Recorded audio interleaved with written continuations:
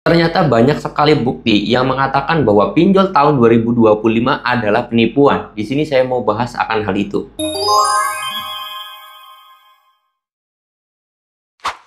Assalamualaikum warahmatullahi wabarakatuh teman-teman semuanya. Pada kesempatan video kali ini saya ingin membahas tentang yang namanya bukti-bukti bahwa pinjol tahun 2025 ini banyak sekali penipuan. Benarkah itu? Dan di sini saya mau bahas terhadap bukti-buktinya ya. Dan saya sendiri jujur kalau masalah pinjol adalah penipuan, saya sendiri sepakat ya, karena memang banyak sekali kasus-kasus yang terjadi di lapangan itu tidak sesuai aturan, tidak sesuai hal yang dibicarakan oleh pinjol itu sendiri.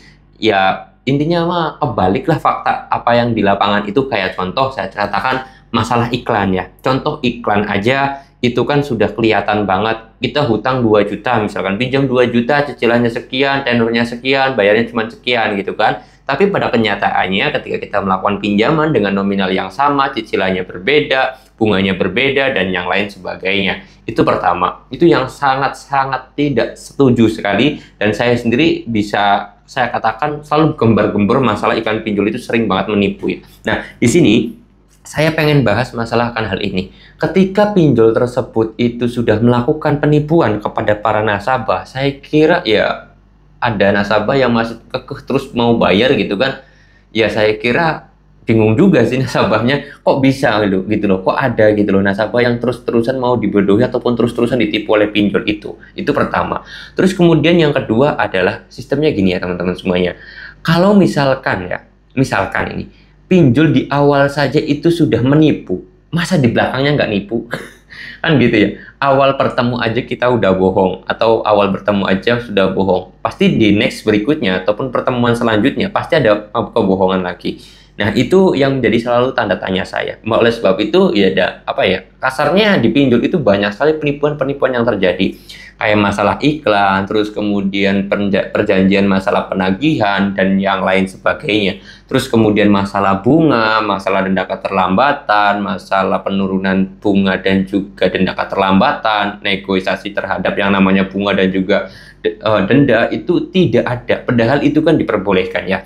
Oleh sebab itu saya sendiri kesel juga, pengen membuktikan kepada teman-teman semuanya tuh, ayo kita beranikan diri untuk hal baik. Jangan sampai kalian itu terus-terusan tertekan oleh yang namanya pinjol. Ditambah lagi banyaknya korban yang menggunakan aplikasi pinjol itu berawal dari iklan.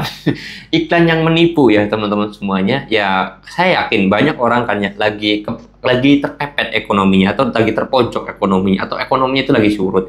Terus kemudian lihat dia lagi buka Facebook, lagi ngeliat scroll medsos, ada iklan pinjol yang hutangnya itu sekian, misalkan hutang 2 juta, terus kemudian cicilannya sekian, murah banget. Akhirnya mereka sendiri mencoba untuk melakukan pinjol. Tetapi pada saat melakukan pinjaman tidak sesuai realita. Akhirnya nasabah tersebut tidak mampu bayar. Ketika tidak mampu bayar, nasabah tersebut gali lubang tutup lubang, dan akhirnya banyak orang yang terjerumus ke dalam jurang pinjol. Itu yang paling saya keselkan dari yang namanya pinjol tersebut ya. Iklannya itu luar biasa sekali menipu. Entah kalian juga nonton video saya ini iklannya seperti apa, pasti iklannya sangat menggiurkan, dan itu banyak sekali orang-orang yang tergiur seperti itu.